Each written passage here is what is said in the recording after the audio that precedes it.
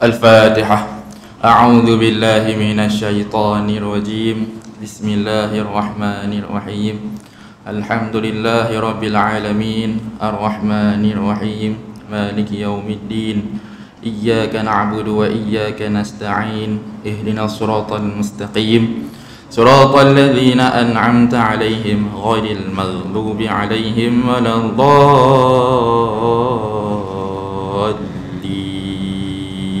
آمين. السلام عليكم ورحمة الله وبركاته. الحمد لله الذي هدانا لهذا وما كنا لنهتدي لولا أن هدانا الله. أشهد أن لا إله إلا الله وحده لا شريك له وأشهد أن محمدا عبده ورسوله وصفيه وخليله خير نبي أرسله الله إلى العالمين كله بشيرا ونذيرا. اللهم صل وسلم وبارك وعظم وأنعم على هذا النبي الكريم صلاة وسلاما دائمين متلازمين إلى يوم الدين. رب اشرح لي صدري ويسر لي أمري واحلل عقدة من لساني يفقه قولي. رب يسر ولا تعسر رب تمم بخير. ثم أما بعد. Alhamdulillah, bersyukur kita kehadirat Allah Subhanahu wa ta'ala pada malam yang penuh barakah ini, dapat sama-sama kita hadir ke rumah Allah Subhanahu wa ta'ala, dapat sama-sama kita meluangkan masa seketika duduk di rumah Allah Subhanahu wa ta'ala. Mudah-mudahan kita mendapat rahmat serta dijauhkan daripada bala bencana dan juga hal-hal yang tidak diingini oleh diri kita sendiri. Dan kita mohon kepada Allah Subhanahu wa ta'ala, dengan berkat kita duduk dalam majlis ilmu ini, Allah Subhanahu wa ta'ala menyelesaikan permasalahan di antara kita. Dan kita mohon kepada Allah Subhanahu wa ta'ala, dengan berkat kita duduk dalam majlis ilmu ini, Allah Subhanahu wa ta'ala menyembuh sakit yang kita hadapi selama ini. Dan kita mohon kepada Allah Subhanahu wa ta'ala supaya Allah jauhkan diri kita, masyarakat kita dan negara kita daripada penyakit dan wabak yang sedang bahaya sekarang ini, iaitu wabak COVID-19. Mudah-mudahan amin ya rabbal alamin.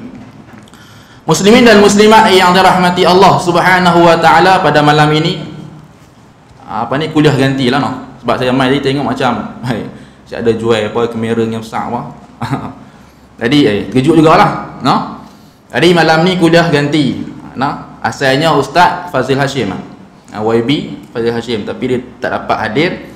Jadi saya dah minta oleh Pak Cik karyalah untuk menggantikan tempat beliau. Mudah-mudahan ruangan masa yang ada ni kita dapat isikan dengan perkara yang berfaedah. Mudah-mudahan amin ya rabbal alamin. Muslimin dan muslimat yang dirahmati Allah Subhanahu wa ta'ala, Nabi SAW menyebut dalam sebuah hadis yang berbunyi ayyul islamu khair, yang manakah satu amalan dalam Islam yang paling baik. Ada seorang lelaki tanya Nabi, anna rajulan sa'ala an-nabiy sallallahu alaihi wasallam qala ayyul islamu khair, yang mana satukah amalan dalam Islam yang baik untuk dilakukan, dilaksanakan. Qala an-nabiy sallallahu alaihi wasallam, maka kata Nabi sallallahu alaihi wasallam, tat'imut ta'am wa taqra'us salam ala man arafta wa man lam ta'rif. Apa maksudnya tuan-tuan? Iaitu kamu memberi makan, termasuk juga kamu memberi minum. Tat'imut ta'am, kamu memberikan makan. Wa taqra'us salam, dan kamu menyampaikan ucap salam, memberikan salam Man arafta wa man lam ta'rif. Pada siapa yang kamu kenali dan pada siapa yang kamu tidak kenali. Maknanya tuan-tuan, dalam hadis ni ada seorang sahabat ni, dia jumpa dengan Nabi, dan Nabi tahu kata sahabat ni dia lemah dalam nak bagi makan ke orang dan juga nak bagi salam. Adakah ini hanya amalan yang dua amalan ini saja yang baik? Tidak. Banyak lagi amalan yang baik yang boleh kita buat, betul tak? Tetapi kenapa Nabi sebut dua ini sahaja? Kerana Nabi tahu situasi orang yang nak hadir, nak tanya Nabi itu macam mana keadaan dia. Jadi dia kurang dan lemah dalam keadaan nak bagi makan ke orang. Bak makan dia macam slow sikit. Kalau sahabat-sahabat lain, dia kalau bagi makan ke orang dia semangat, tapi laki ni dia tak semangat. Waktu nak bagi salam pun dia macam kurang sikit. Dia macam lemah sikit. Bak ni lemah. Maka Nabi SAW nak bagi dia naik semangat, maka Nabi kata kat dia, inilah amalan yang baik, iaitu kamu memberi makan dan juga memberi salam kepada orang yang kamu kenali ataupun tidak kenali. Muslimin dan muslimat yang dirahmati Allah, Allah Subhanahu wa ta'ala berfirman dalam Al-Quran dalam suratul Anfal, ada ayat 2, 3 dan 4. Apa Allah Ta'ala kata? Innamal mu'minuna alladhina idza dzukirallahu wajilat qulubuhum wa idza tuliyat alaihim ayatuhu zadatuhum imana wa ala rabbihim yatawakkalun alladhina yuqimuna as-salata wa mimma razaqnahum yunfiqun ulaika humul mu'minuna haqqan. Di antara ciri-ciri orang mukmin yang sebenar-benarnya adalah innamal mu'minuna alladhina idza dzukirallah wajilat qulubuhum, yaitu apabila disebut idza dzukirallah, disebut nama Allah, wajilat qulubuhum, gemetar hati mereka. Hati mereka gemetar, takut. Wa idza tuliyat alaihim ayatuhu zadatuhum imana. Dan apabila dibacakan ayat-ayat Al-Quran, dibacakan ayat-ayat Allah, maka bertambah keimanan mereka. Wa ala rabbihim yatawakkalun. Dan ciri yang ketiga, yang pertama, mereka ini bila disebut nama Allah, gemetar hati mereka. Yang kedua, ciri mukmin yang sebenar yang kedua, bila dibaca ayat-ayat Al-Quran, maka bertambah keimanan mereka. Yang ketiga, wa ala rabbihim yatawakkalun. Yang ketiga adalah mereka ini bertawakal kepada Allah, berserah kepada Allah Subhanahu wa ta'ala. Yang keempat, ciri mukmin yang sebenar, alladzina yuqimuna shalah, mereka mendirikan salat. Alladzina yuqimuna shalah wa mimma razaqnahum yunfiqun. Dan yang kelima, ciri mukmin yang sebenar, mereka ini memberikan derma, nafkah kepada jalan Allah Subhanahu wa ta'ala. Memberikan derma yang mereka ada, menginfakkan duit, wang ringgit dan sebagainya, apa yang mereka ada ke jalan Allah Subhanahu wa ta'ala. Ini adalah ciri-ciri mukmin yang sebenar. Ulaika humul mu'minuna haqqan. Mereka inilah orang yang beriman yang sebenar-benarnya. Muslimin dan muslimat yang dirahmati Allah, dan ciri-ciri penuntut ilmu yang sebenar, ciri-ciri penuntut ilmu yang sebenar adalah mereka meninggalkan maksiat dan ataupun mereka menjauhi diri mereka daripada melakukan maksiat. Ketika mana Al-Imam Syafi'i rahimahullah, pada satu hari Imam Syafi'i ini dia rasa lemah dalam hafalannya, maka dia pergi bertemu dengan gurunya Al-Imam Waqi'. Apa kata Imam Syafi'i rahimahullah? Syakautu ila Waqi' su'a hifzi. Aku mengadu kepada guru ke Imam Waqi' tentang kelemahan hafalanku. Fa arsyadani ila tarkil ma'asi. maka dia menunjukkan aku supaya aku meninggalkan maksiat. Wa akhbarani bi anna al-ilma nurun, sesungguhnya ilmu itu adalah cahaya. Wa nurullah la yuhda lil 'asi, dan cahaya Allah tidak akan menebusi bagi orang yang bermaksiat.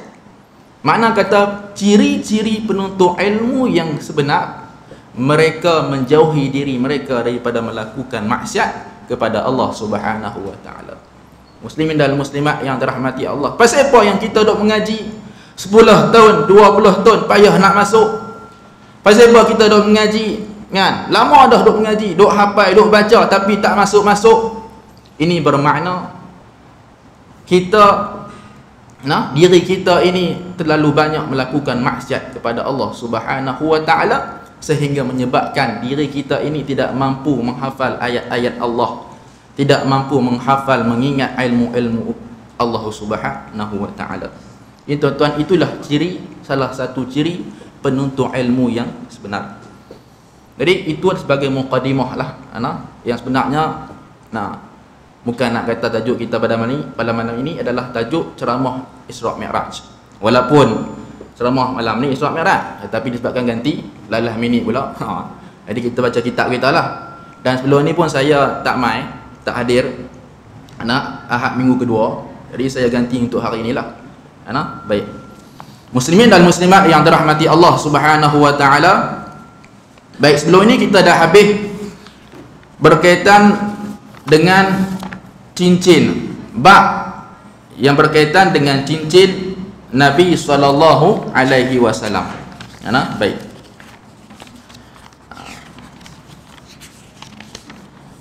Iaitu bab yang ke-13. Bab yang ke-13, wa bi sanadin muttasil ila al-Imam Tirmizi rahimahullah wa nafa'ana bi ulumihi wa ulumina fid darain amin ya rabbal alamin. Bab yang ke-13. Babu ma jaa fi anna an-nabiy sallallahu alaihi wasallam kana yatakhattamu fi yaminih. Bab yang ke-13 ni bab pada membicarakan berkaitan dengan Nabi SAW memakai cincin di sebelah tangan kanan. Baik. Adakah ada riwayat di sana? Adakah ada riwayat yang menyebut Nabi SAW memakai cincin di sebelah kiri? Ada. Cuma kebanyakan yang dimasukkan oleh Imam Tirmizi rahimahullah dalam hadis ataupun bab ini adalah hadis yang berkaitan Nabi pakai cincin di sebelah kanan. Baik. Dan sebelum ni kita dah habis dah hadis yang ke-95, 96, 97, 98, dan hari ini kita masuk hadis yang ke-99. Boleh Hadis yang ke-99. Baik. Wa bihi ilahi qal haddatsana Abu Al-Khattab Ziyad ibnu Yahya qala haddatsana Abdullah ibnu Maimun an Ja'far ibni Muhammad an abihi an Jabir ibni Abdullah an Nabiy sallallahu alaihi wasallam kana yatakhattamu fi yaminih. Baik. Daripada Sayyidina Jabir bin Abdullah ataupun Abdullah, bahawa Nabi sallallahu alaihi wasallam kana yatakhattamu fi yamini, bahawa Nabi sallallahu alaihi wasallam memakai cincin di sebelah tangan kanannya. Baik. Jadi kita lihat dalam hadis atau bab ini banyak dimasukkan riwayat yang berkaitan dengan Nabi memakai cincin di sebelah tangan kanan. Baik. Adapun di sana tidaklah nak menafikan bahawasanya Nabi tak pakai di sebelah kiri. Ada juga di sana hadis ataupun riwayat yang menyebut Nabi memakai di sebelah kiri. Cumanya ini adalah Imam Tirmizi, dia menguatkan lagi dengan dia memasukkan banyak hadis berkaitan Nabi memakai cincin di tangan kanan. Boleh. Baik. Hadis yang ke-100. Wa bihi ilahi qal حدثنا محمد ابن حميد الرازي قال حدثنا جرير an Muhammad ibn Ishaq an Salti ibn Abdullah qala kana Ibnu Abbas yatakhattamu fi yaminihi wala ikhaluhu illa qala. Baik, daripada Sayyidina Salti ibn Abdullah, beliau telah berkata bahawa Sayyidina Ibnu Abbas beliau memakai cincin yatakhattamu fi yaminihi, beliau memakai cincin di tangan kanannya. Wala ikhaluhu, maksud wala ikhaluhu ni apa tuan-tuan, iaitu wala adhunnuhu, dan aku tidak ragu-ragu lagi, illa, melainkan qala, beliau berkata, kana Rasulullah sallallahu alaihi wasallam yatakhattamu fi yaminihi, adalah Rasulullah sallallahu alaihi wasallam memakai cincin di sebelah kanan. Baik, itu hadis berkaitan dengan hadis yang ke-100. Baik, hadis yang seterusnya adalah hadis yang ke-101. Wa bihi ilahi qala haddatsana Muhammad ibnu Abi Umar qala haddatsana Sufyan. Baik, haddatsana Sufyan dalam kitab ni tidak disebut Sufyan ni siapa dia? Sufyan. Jadi kalau tidak disebut Sufyan apa, maka automatik beliau adalah Sufyan Ats-Tsauri rahimahullah. Baik, an Ayyub ibni Musa, daripada Ayyub bin Musa, an Nafi', daripada Nafi', an Ibni Umar, daripada Ibni Umar, daripada Sayyidina Abdullah ibn Umar, anna Nabiy sallallahu alaihi wasallam ittakhadha khataman min fiddatin, bahawa Nabi sallallahu alaihi wasallam memakai cincin yang diperbuat daripada fiddah. Fiddah ni apa? Perak. Dibuat daripada perak. Wa ja'ala fasahu mimma yali kaffah, dan Nabi sallallahu alaihi wasallam menjadikan fasah. Fasah ni batu yang di atas cincin tu, mimma yali kaffah, berada di bawah telapak tangannya. Mana kata cincin yang dipakai Nabi ni, batunya bukan berada di atas, tapi berada di bawah. Nampak kan? Berada di macam ni, berada di bawah. Kita tak pakai ke atas ni. Tidak, Nabi pakai di bawah ni. Baik, wa naqasha fihi Muhammadun Rasulullah, dan ditulis pada cincin Nabi sallallahu alaihi wasallam itu adalah Muhammad Rasulullah. Muhammad Rasulullah dengan cara ditulis Muhammad di bawah, Rasul tengah, dan juga Allah atas. Muhammad Rasulullah. Baik, wa naha an yanqusha, dan Nabi sallallahu alaihi wasallam melarang, wa naha an yanqusha ahadun alaihi wa huwa alladhi saqata min mu'ayqibin fi bi'ri Aris, dan Nabi sallallahu alaihi wasallam melarang orang memakai cincin yang cincinnya dipakai seperti cincin Rasulullah sallallahu alaihi wasallam. Baik, larangan ni, adakah larangan sampai hari ini? Tidak. Larangan ini adalah larangan semasa Nabi sallallahu alaihi wasallam hidup. Lepas wafat Nabi sallallahu alaihi wasallam, maka tidak dilarang lagi. Ini adalah khusus. Larangan ini adalah larangan khusus pada zaman Nabi sahaja.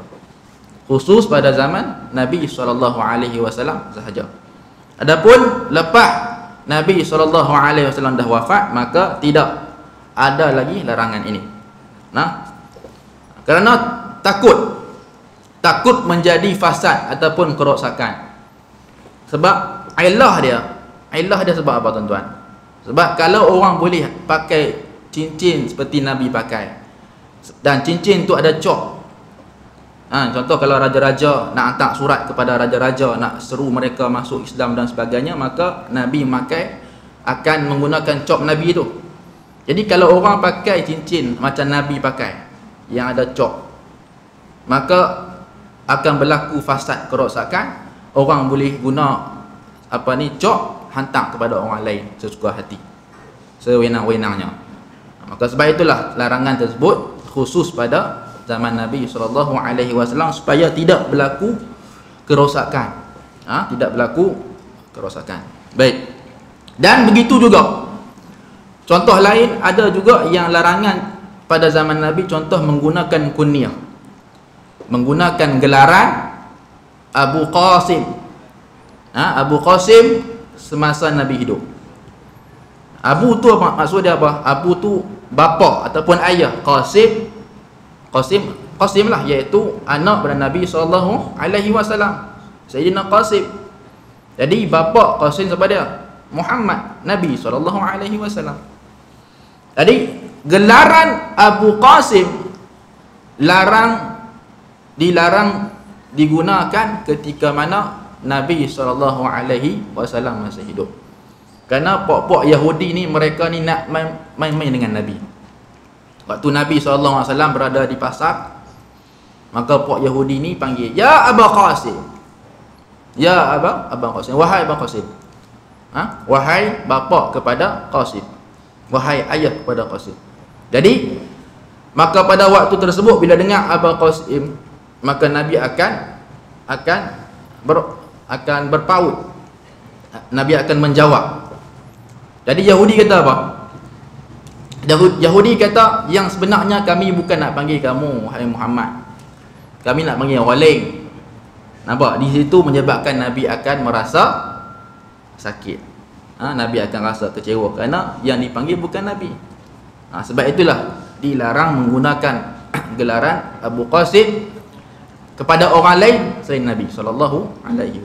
Nabi kata apa? La tukanna bi kunyati. Jangan kamu menggelarkan dengan gelaran aku, kerana gelaran itu adalah gelaran yang khusus bagi diriku saja, iaitu Nabi SAW. Baik. Dan disebut juga dalam kitab-kitab, di antaranya kitab Jauharah Tauhid yang dikarang oleh Al-Imam Ibrahim Al-Laqani, disebut bahawasanya adakah larangan ini dilarang sampai hari ini, sampai sekarang? Tidak. Kerana dalam kitab tersebut, dalam matan kitab Jauharah Tauhid, ada juga disebut kaza Abu Qasim hudatu ummah. Baik. Kaza Abu Qasim, kataan gelaran Abu Qasim tu merujuk kepada siapa? Merujuk kepada Al-Imam Junaid Al-Baghdadi. Pada Imam Junaid Al-Baghdadi. Baik. Adakah di sini dilarang untuk memakai gelaran Abu Qasim? Tidak. Kerana dalilnya adalah disebut gelaran ini kepada Al-Imam Junaid Al-Baghdadi. Jadi maknanya gelaran Abu Qasim ini dilarang pada zaman Nabi SAW sahaja. Kerana penghinaan tidak akan berlaku selepas mana Nabi SAW dah wafat. Jadi maknanya gelaran Abu Qasim adalah harus muslimin dan muslimat yang dirahmati Allah Subhanahu wa taala. Baik. Hadis yang sahihnya adalah hadis yang ke 102. Baik. Takbir lagi. Wa naha an yanqusha ahadun alaih wa huwa alladhi saqata min mu'ayqibin fi bi'ri aris. Dan Nabi SAW melarang memakai cincin seperti mana Nabi SAW pakai. Wa huwa alladhi saqata min mu'ayqibin, yang mana cincin tersebut jatuh mu'ayqibin fi bi'ri aris, yang dibawa oleh Mu'ayqib dan jatuh ke dalam telaga Aris ataupun perigi Aris. Baik. Selepas mana cincin tersebut dapat kepada Sayyidina Uthman ibn Affan radhiyallahu taala anhu, maka cincin tersebut diserahkan kepada Mu'ayqib dan dialah yang menyebabkan cincin tersebut jatuh ke dalam telaga Aris. Baik. Wa naha an yanqusha ahadun alaihi wa huwa alladhi saqata min mu'aiqibin fi bi'ri Aris. Baik. Itu hadis yang ke-101. Hadis yang seterusnya, hadis yang ke-102. Wa bihi ilahi qala haddatsana Qutaibah ibnu Sa'id qala haddatsana Hatim ibnu Ismail an Ja'far ibni Muhammad an abihi qala. Baik. Daripada ayahnya, beliau telah berkata, ayahnya siapa dia? Iaitu Muhammad. Ayah kepada Ja'far, iaitu Muhammad. Beliau telah berkata, kana al-Hasanu wal Husainu yataqattamani fi yasarihima. Nampak tak? Ini riwayat yang menyebut bahawasanya adalah Hasan dan Husain yataqattamani, mereka berdua memakai cincin fi yasarihima, di sebelah kiri, tangan kiri mereka berdua. Ini adalah satu riwayat, walaupun riwayat ini ada yang mengatakan riwayat yang dhaif, tetapi ianya juga dimasukkan oleh Imam Tirmizi dalam bab ini. Dan Allahumma salli ala sayyidina Muhammad, dan ini juga riwayat yang menunjukkan bahawasanya boleh dan harus dan boleh untuk kita ni memakai cincin di sebelah tangan kiri. Baik. Hadis yang seterusnya adalah hadis yang ke-103. Hadis yang ke-103. Wa bihi ilahi qala haddatsana Abdullah ibnu Abdurrahman qala, daripada Abdullah bin Abdurrahman beliau telah berkata, haddatsana Muhammad ibnu Isa, daripada Muhammad bin Isa wa huwa ibnu At-Tabba'. Beliau telah berkata, qala haddatsana Abbadu ibnu Awam an Sa'id ibni Abi Arwabah an Qatadah an Anas bin Malik annahu sallallahu alaihi wasallam kana yatakhattamu fi yaminih. Baik, daripada Sayyidina Anas bin Malik, beliau telah berkata bahawasanya Nabi sallallahu alaihi wasallam annahu sallallahu alaihi wasallam kana yatakhattamu fi yaminih, bahawasanya Nabi sallallahu alaihi wasallam memakai cincin di sebelah kanan. Tu banyak riwayat kan, daripada kita baca awal hadis tadi berkaitan dengan bab ini sampai ke hadis ini, banyak riwayat yang mengatakan Nabi sallallahu alaihi wasallam memakai cincin di sebelah kanan. Baik.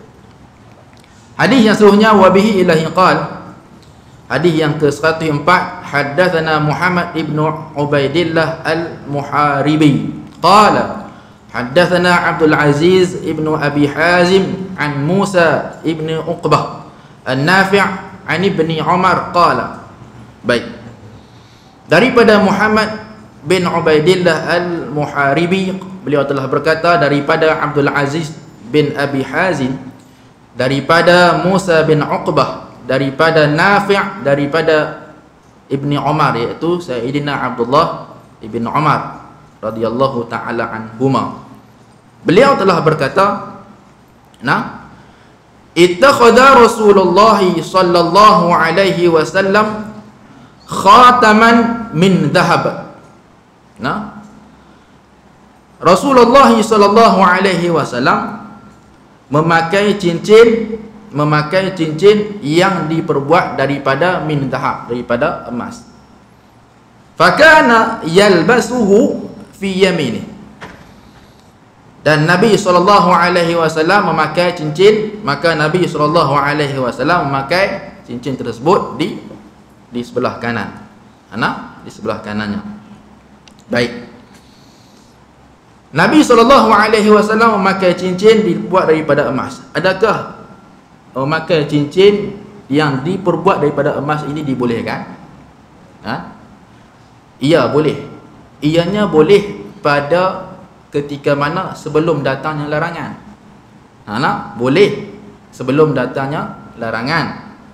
Bila mana datangnya larangan tersebut, maka Nabi SAW buat dia sebut fakana yalbasuhu fi yaminih Fattakhadhan nasu khawatima. Maka bila mana mereka melihat Nabi SAW, sahabat-sahabat melihat Nabi memakai cincin yang diperbuat daripada emas, maka sahabat pun pakai cincin juga yang diperbuat daripada emas. Baik. Fattakhadhan nasu khawatima min dhahab. Mereka pun buat cincin daripada emas. Fatarahahu. Maka pada satu hari Nabi SAW naik di atas mimbar. Maka Nabi SAW memberikan ucapan lalu mencabut cincin Nabi yang diperbuat daripada emas tersebut, lalu dilemparkan. Cabut lalu dilemparkan di bawah. Baik. Maka bila mana dilihat oleh para sahabat, waqala la albasuhu abadan fatarahan nasu khawatimahum. Maka kata Nabi SAW, aku tidak akan pakai lagi cincin yang macam ni. Cincin yang dibuat daripada emas aku tidak akan pakai lagi abadan. Selama-lamanya aku tidak akan pakai lagi. Fatarahan nasu. Maka sahabat-sahabat lain bila mana mereka melihat Nabi juga mencabut cincinnya, maka sahabat-sahabat lain pun mencabut cincinnya lalu dibuang, dilempar di atas tanah. Jadi baik, adakah bila mana cincin tersebut dibuang, kan? Adakah mereka lepas habis saja ucapan Nabi mereka kutip semula? Maka wallahu alam, saya sebut wallahu alam, sebab tidak ada riwayat yang menyebut kata adakah sahabat pergi cari balik cincin kutip, mana tahu simpan nak bagi kat bini ke. Jadi wallahu alam, tidak ada riwayat. Kemungkinan ada yang kutip dan kemungkinan ada yang biang. Biang macam tu ya. Wallahu alam lah. Baik. Qala albasuhu abadan fatarahan nasu khawatimahum. Baik. Kerana apa emas ini dilarang dipakai oleh orang lelaki? Kerana dia bukan zina, perhiasan bagi orang lelaki. Emas ni bukan perhiasan bagi orang lelaki. Muslimin dan muslimat yang dirahmati Allah. Jadi perempuan tak apalah. Perempuan ni mereka ini dihiasi dengan perhiasan zina. Dihiasi dengan perhiasan. Jadi orang lelaki tidak boleh memakai cincin yang dibuat daripada emas. Baik. Hadis yang seterusnya. Baik. Habislah hadis yang 104 ni. Jadi kesemuanya dalam bab ini ada 10 hadis. 10 hadis yang berkaitan dengan Nabi memakai cincin dengan tangan kanannya. Baik, dan seterusnya kita akan sambung bab yang ke-14, iaitu babu ma jaa fi sifati sayfi Rasulillah sallallahu alaihi wasallam. Iaitu bab pada menyatakan tentang sifat saif, iaitu pedang Rasulullah sallallahu alaihi wasallam. Baik. Berkaitan dengan pedang, tuan-tuan, Nabi sallallahu alaihi wasallam mempunyai beberapa jenis pedang. Baik, dalam bab ini kenapakah Al-Imam Tirmizi dia menyusun bab pedang ni selepas bab cincin? Tidak. Bab pedang ni selepas mana bab cincin? Kerana seolah-olah di sini isyarat bahawasanya cincin yang dipakai oleh Nabi SAW itu ada cok, dan cok tersebut dihantar utusan ataupun dihantar surat-surat kepada raja-raja supaya mereka ini terima seruan Nabi. Bila mana mereka ini melawan dan tidak menerima seruan daripada Nabi SAW, maka mereka ini akan diisytiharkan berperang. Mereka ini akan dibunuh. Maka disebab itulah seolah-olah isyarat, nampak tak bagaimana Imam Tirmizi dia menyusun kaedah bab tu. Sebab itulah dalam kaedah kita nak menyusun satu kitab tu, jangan kita susun dalam keadaan bab ni dia tak tentu arah. Bab tu pun kena main peranan juga. Apa kaitan bab yang ni dengan bab yang sebelum ni? Apa kaitan bab ni dengan bab selepas ni? Ada kena ada juga seimbangan. dengan kita susun dalam keadaan dengan yang tidak tidak menyusun dengan sempurna. Sebab itulah bab ini juga bab dia main peranan penting dalam kita nak tahu satu kaedah ilmu dan sebagainya. Baik. Maka dia ada kaitan dengan bab yang sebelum ni, itu bab yang menyebut bahawa Nabi SAW memakai cincin di sebelah tangan kanannya. Baik. Babu ma jaa fi sifati sayfi Rasulullah sallallahu alaihi wasallam. Bab berkaitan dengan pedang Rasulullah sallallahu alaihi wasallam. Nabi sallallahu alaihi wasallam ada beberapa jenis pedang. Di antaranya pedang Nabi namanya Al-Ma'thur. Yang pertama, yang kedua adanya pedang Nabi namanya Al-Qadib. Yang kedua namanya Al-Qal'i ataupun Al-Qal'i. Yang ketiga pedang Nabi namanya Al-Battar. Yang keempat Al-Battar. Yang kelima Al-Hataf. Al-Hataf. Yang keenam Al-Mikhdam. Yang ketujuh Ar-Rasub.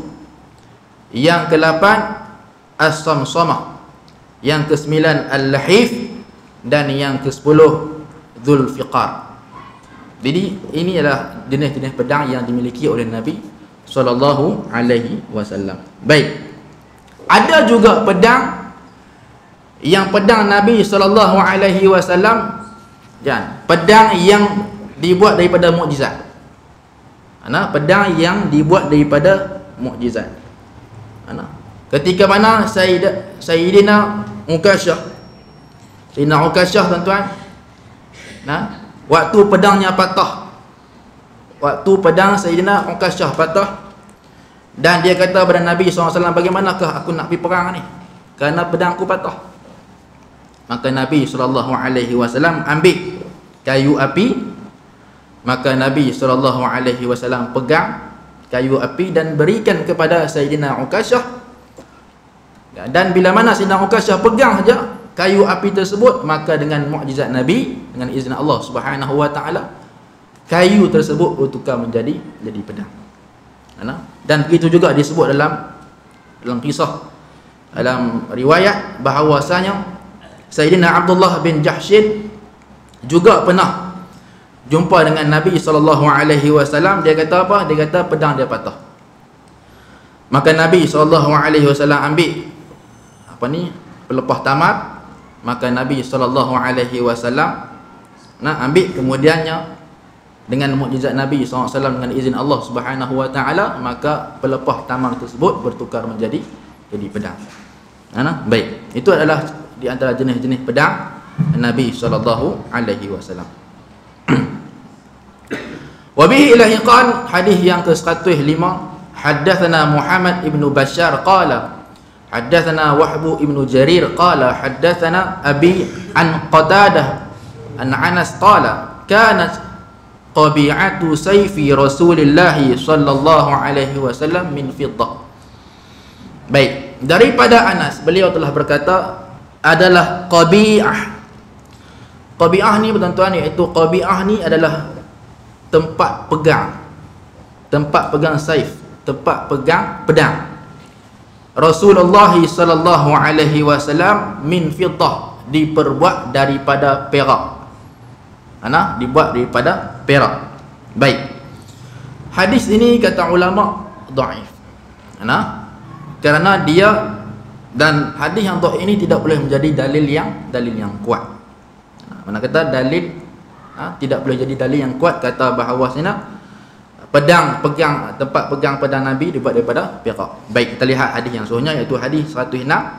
Ada juga menyebut berkaitan Nabi, tempat pegang pedang Nabi juga dibuat daripada perak.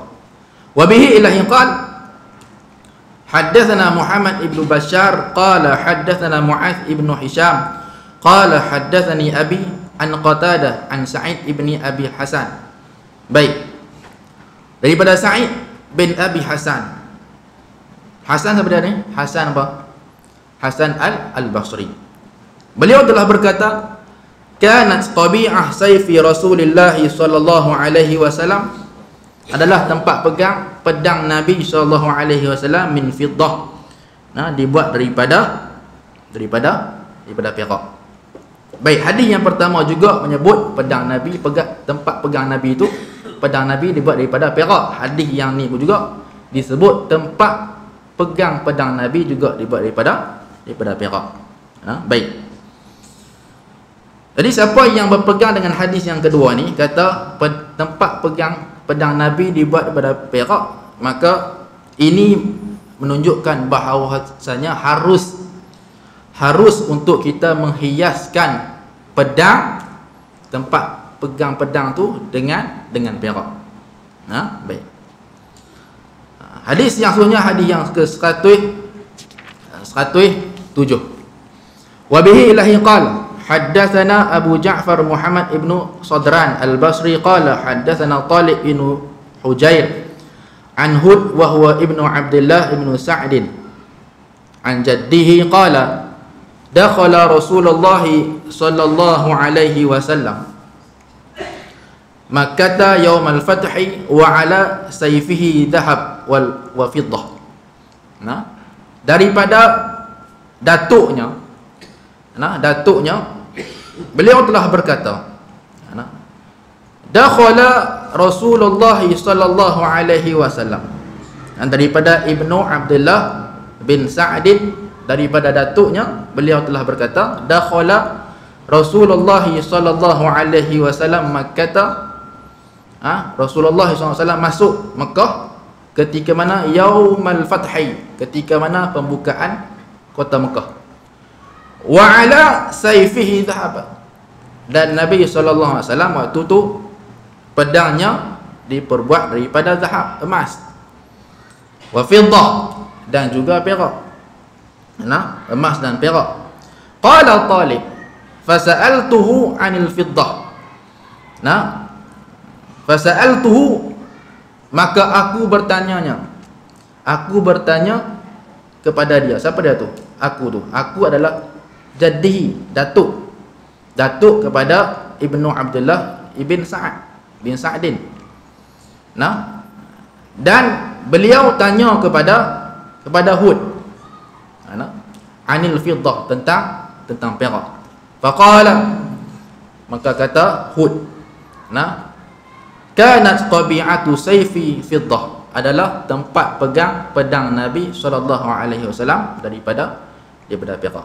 Baik, dua hadis lagi dalam bab ni. Hadis yang seterusnya, hadis yang ke-108. Hadis yang ke-108. Wa bihi ilahi qala haddatsana Muhammad ibnu Syuja' al-Baghdadi qala haddatsana Abu Ubaidah al-Haddad an Uthman ibn Sa'd an ibn Sirin qala sana'tu sayfi ala sayfi Samurah ibn Jundub. Baik. Daripada Ibnu Sirin, beliau telah berkata, aku telah membuat sayfi, pedangku, ala sayfi Samurah bin Jundub. Aku telah membuat pedangku seperti mana pedang Samurah bin Jundub. Wa za'ama Samurah, wa za'ama dengan makna dia waqal, dengan makna qal, beliau telah berkata. Za'ama yakni ay qal, beliau telah berkata, dan beliau telah berkata Samuratu annahu sana'a sayfahu ala sayfi Rasulillah sallallahu alaihi wasallam. Samurah, beliau telah membuat pedangnya seperti mana pedang Rasulullah sallallahu alaihi wasallam, wa kana Hanafiyya, dan pedang itu daripada Bani Hanifah.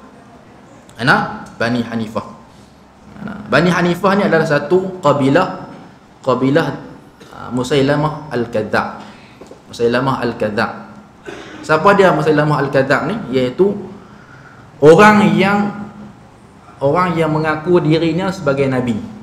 Dia mengaku kata dirinya nabi, al-Kadzdzab. Sebab itu digelar al-Kadzdzab. Al-Kadzdzab ni kira memang teruk lah, al-Kadzdzab ni. Kalau kadzib ni boleh gagah lagi. penipu. Al-Kadzab ni memang penipu betul. Al-Kadzab ni memang penipu betul. Baik. Musailamah Al-Kadzab, beliau daripada Bani Hanifah. Dan Musailamah Al-Kadzab ni, beliau ni dibunuh oleh Wahsy ketika mana dalam perangan Yamamah. Perangan Yamamah beliau telah dibunuh oleh Wahsy. Baik. Dan pedang Nabi SAW wa kana Hanafiyyan, dibuat daripada Bani Hanifah. Dibuat di Bani Hanifah. Baik.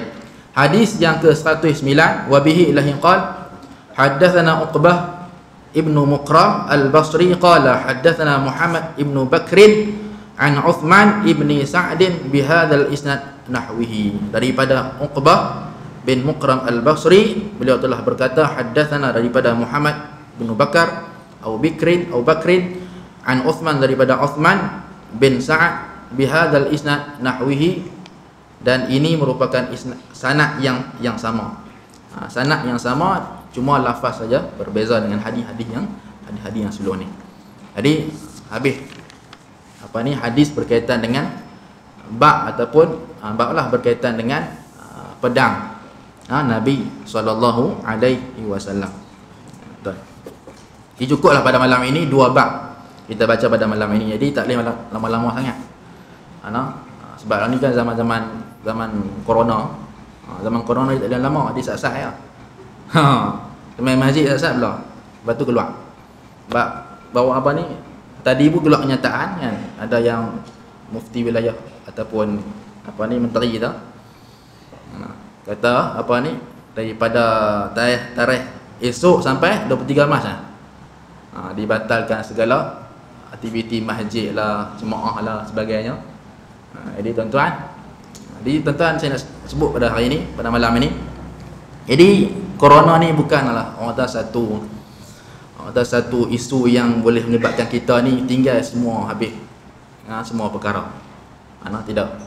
Kerana kita sebagai seorang Islam ni, kita ada ubat dia. Kita ada amalan-amalan yang boleh dijauhkan diri kita daripada menghadapi penyakit yang sebegitu rupa. Di antaranya kita kita sentiasa duduk dalam keadaan berwuduk. Duduk dalam keadaan berwuduk. Nak pergi mana pun sentiasa dalam wuduk. Nak pergi pasar malam, kalau boleh jauh lah. Kalau boleh tak duduk pergi lah pasar malam, karut lah, habis duit kan.